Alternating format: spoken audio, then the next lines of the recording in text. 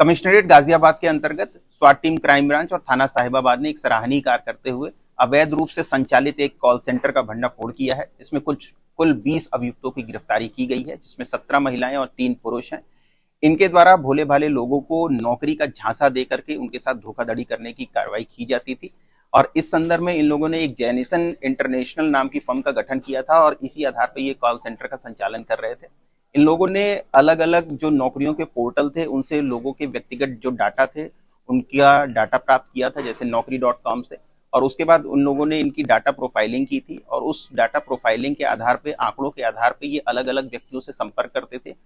उनकी educational background और experience background के आधार पर वो उनको नौकरी का ऑफर देते थे। ये नौकरियां प्राइवेट कंपनियों में, सेमी गवर्नमेंट कंपनियों में, कुछ कॉल सेंटर्स में, कुछ अलग अलग टेलीकॉम कंपनीज में देने का इनको ऑफर दिया जाता था और इस ऑफर को देने के बदले वो प्रोसेशन फीस, इनसे ट्रांजैक्शन फीस आदि के नाम पर शुल्क वसूलते थे और उनको प्रलोभन देते थे कि आपको ये नौकरियां मिल जाएगी।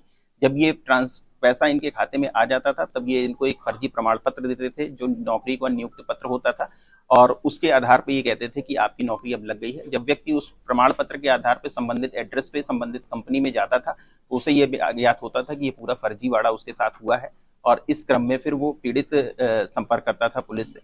इसी आधार पर इस कार्रवाई को देखा जा सकता है। इसमें कई लैपटॉप, मोबाइल फोन, अलग अलग जो इलेक्ट्रॉनिक डिवाइस हैं वो बरामद किए गए हैं। साथ ही साथ कई फर्जी सिम भी बरामद हुए हैं।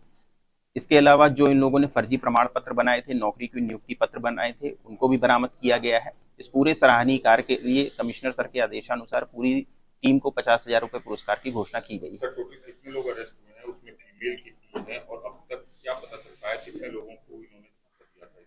देखिए, अभी तक हम लोगों ने इसमें कुल 20 अभियुक्तों को अरेस्ट किया है, जिसका जो मास्टरमाइंड है वो अभिषेक जैन है और इसी के द्वारा कॉल सेंटर का संचालन किया जा रहा था। इसमें 17 महिलाएं हैं, 3 पुरुष हैं।